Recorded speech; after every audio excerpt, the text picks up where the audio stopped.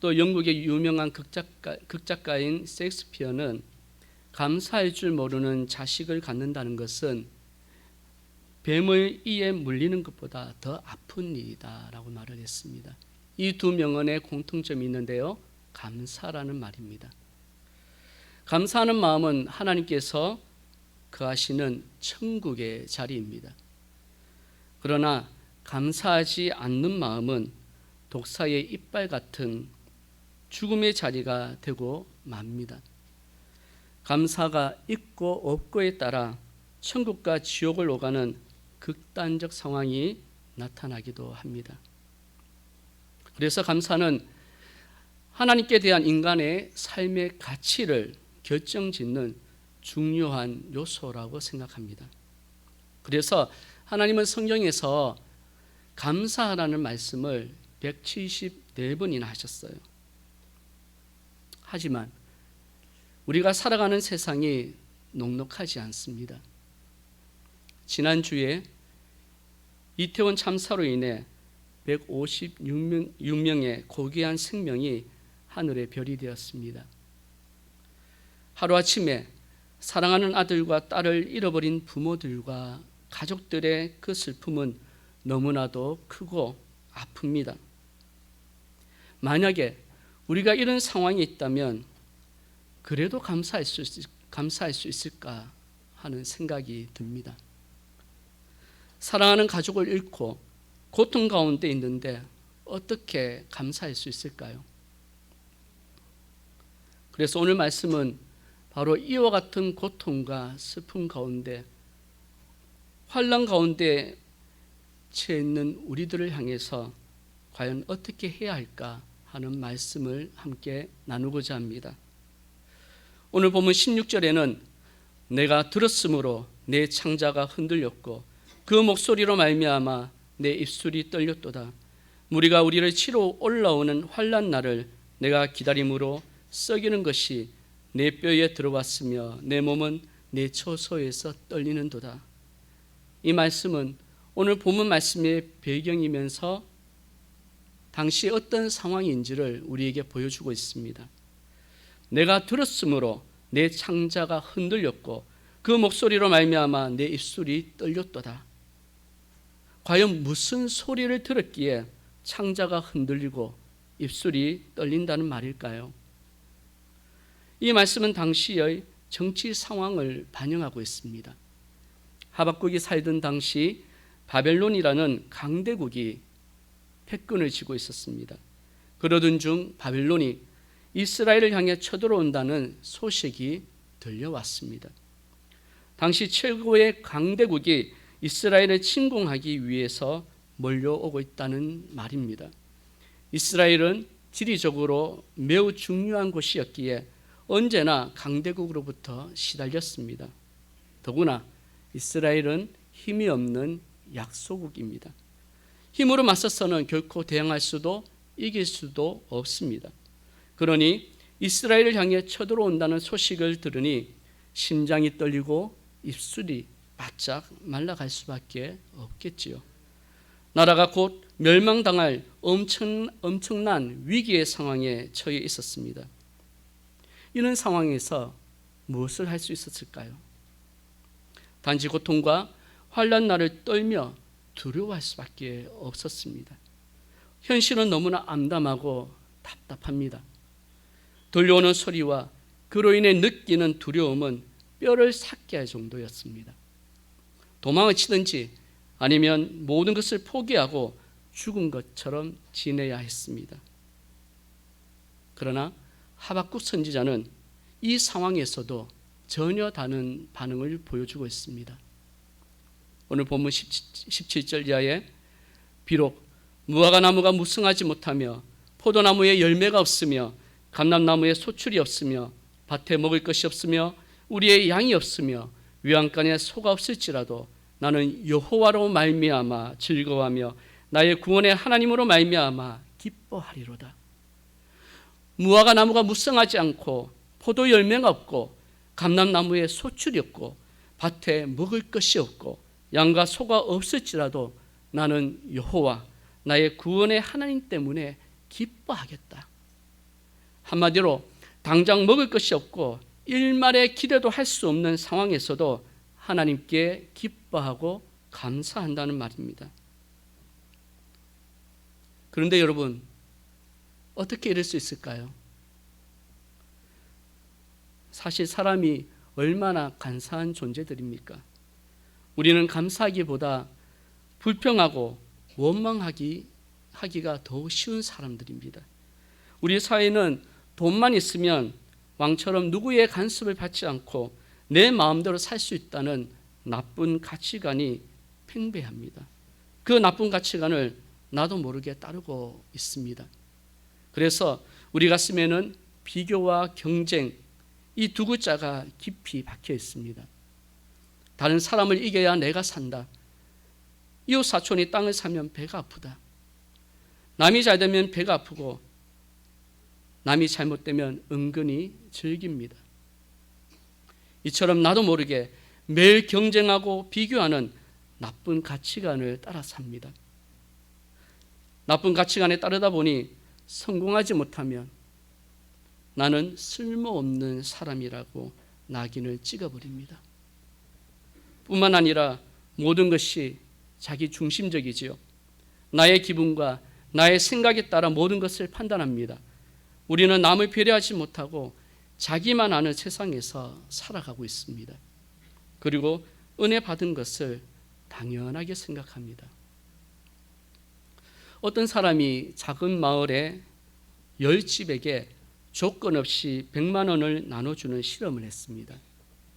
첫째 날에는 집집마다 방문해서 아무 말 없이 현관에 100만 원을 놓고 갔습니다. 둘째 날, 셋째 날, 넷째 날에도 똑같이 했습니다. 뜻하지 않은 돈이 생기자 마을 사람들은 혹시나 그 돈이 가짜일 거라고 의심하며 확인해 보았습니다. 그러나 진짜 돈이었습니다. 셋째 주에는 사람들이 현관까지 나와서 기다렸다가는 감사합니다라고 인사를 하면서 돈을 받아갔습니다. 그런 가운데 한 달이 지나서는 돈을 주지 않고 그 마을을 그냥 지나쳐버렸습니다. 사람들이 어떻게 반응했을까요? 난리가 났습니다. 어떤 사람은 왜 돈을 주지 않냐며 따집니다. 어떤 사람은 당신이 돈을 주지 않으면 내 입장이 너무 곤란하다고 화를 냅니다. 어떤 사람은 기분 나쁘다고 대문을 발로 걷어차기도 합니다. 처음에는 감사하던 사람이 나중에는 주지 않는다고 화를 냅니다. 시간이 지나면서 마음이 굳어져 은혜 받는 것을 당연하게 생각했던 거죠. 여러분도 아시지만은 세상에 당연한 것은 없습니다. 누군가가 은혜를 베풀어서 서로의 배려 속에서 우리는 살아가고 있습니다. 또 우리는 이미 있는 것에 감사하지 못하고 없는 것에 집착하고 불평합니다. 예를 들어 자녀들이 수학시험 10개 중에서 8개를 맞췄다면 비교적 많이 맞춘 겁니다. 그런데 우리는 틀린 것 2개를 가지고 혼을 내기도 합니다.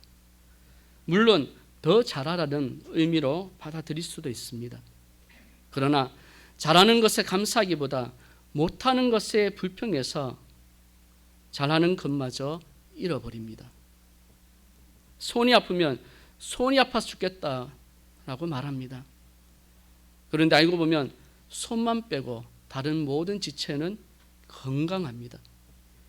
모든 관심이 손에 집중되어 있습니다. 이미 있는 것으로 감사할 일이 너무 많은데 내가 원하는 것 한둘 때문에 불평합니다.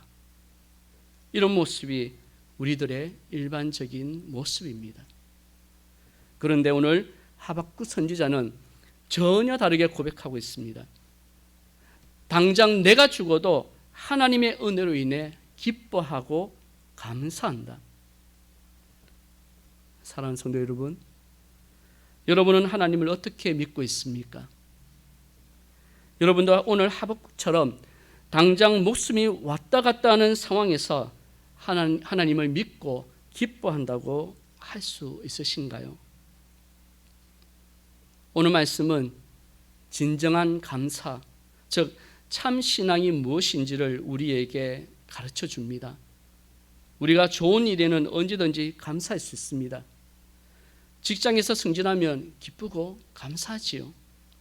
자녀들이 좋은 대학에 들어가거나 좋은 직장에 들어가면 감사합니다. 좋은 일이 있을 때 감사하는 것은 너무나도 당연한 일입니다. 그러나 신앙은 무화과 나무 열매가 없고 포도 열매가 없으며 당장에도 죽을 것 같은 상황에서도 여호와 구원의 하나님을 바라보며 의지하는 겁니다. 하박국 선지자의 고백처럼 나의 구원의 하나님을 말미암아 기뻐함으로 넉넉히 이겨내는 것이 신앙입니다. 비록 내가 바라고 소원하는 일이 제대로 이루어지지 않아도 감사할 수 있는 것이 참 신앙입니다. 그렇지 않고 나의 배가 부를 때에만 감사한다면 반대 상황이 주어질 때에 너무나도 쉽게 꺾이고 변질될 수 있습니다. 작은 생채기에도 견디지 못하고 쉽게 하나님을 외면하고 돌아설 수도 있습니다. 왜냐하면 하나님을 바라보지 못하기 때문에, 믿음이 없기 때문입니다. 이것을 가리켜 사도 바울은 경건의 모양은 있으나 능력은 없다고 일찍이 경고했습니다. 안타깝게도 우리는 경건의 모양은 있지만 능력은 갖추지 못한 시대를 살아가고 있습니다. 이것이 다른 누구의 모습이 아니라 바로 저와 우리들의 모습입니다. 오늘 우리는 추수감사주일로 지키고 있습니다. 지금부터 약 400여 년 전에 영국에서 신앙의 박해를 받던 청교도들은 고국을 떠나 네덜란드를 거쳐서 신대륙에 가기로 결정합니다.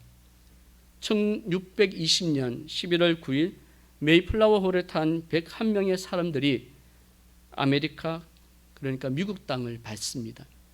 그러나 그 겨울에 질병과 추위로 인해 절반의 사람들이 죽고 맙니다.